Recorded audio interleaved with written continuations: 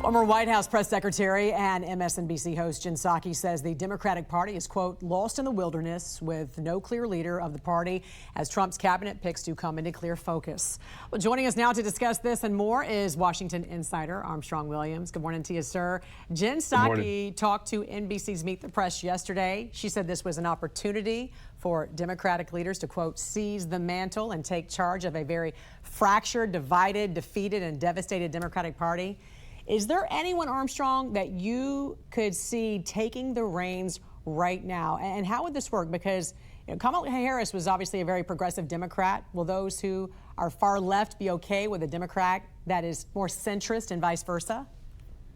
Well, Vice President Harris is still relevant. She may become governor of California after Gavin Newsom steps down in 2 years. You cannot ignore Josh Shapiro, Gavin Newsom, our governor in our backyard, Westmore, Peter Buttigieg, and Gretchen Whitmer to a less extent in Michigan. But, you know, it all depends upon whether they actually got the message, because what is often overlooked, Jen, is not that they have to worry about Trump's base who supported him, but much of their base, especially in Michigan, abandoned the Democratic Party. If they don't get it right on values, if they don't get it right on issues like the border and the economy, which people feel impacts them in ways that the Democratic elite are just totally isolated from, unless they get the right message, they will continue to collapse. And to your point, California does not represent the rest of the country, as we know. You said Kamala Harris could become governor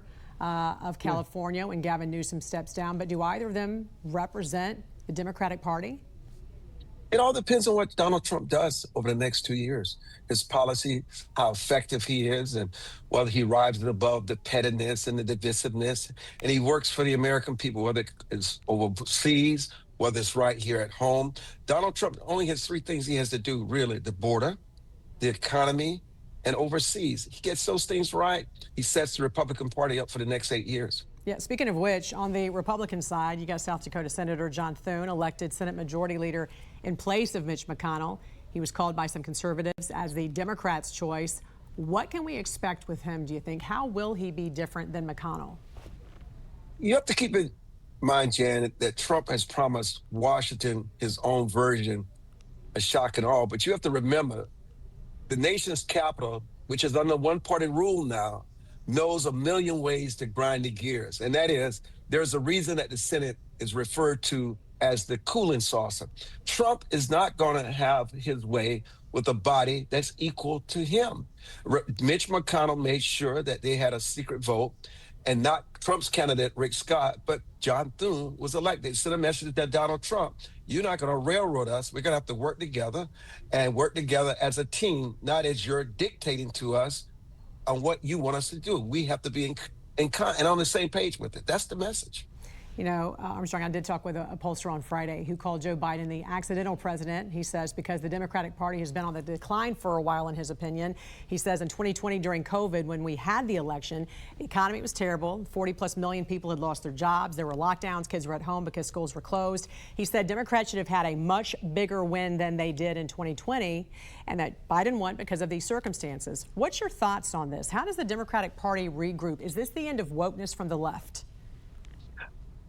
It's the beginning of it. And I do think that there's a message that Democrats have never done well on the down ballot in all these elections. Listen, Hakeem Jeffries has a tough road to hoe. He has to make sure that Democrats are speaking to the values of voters in their districts. They've got to start listening to the people instead of listening and talking among themselves. It's quite simple. The voters have spoken. It is clear what they want. Whether they feel they know better than the voters will only play out over the next several months.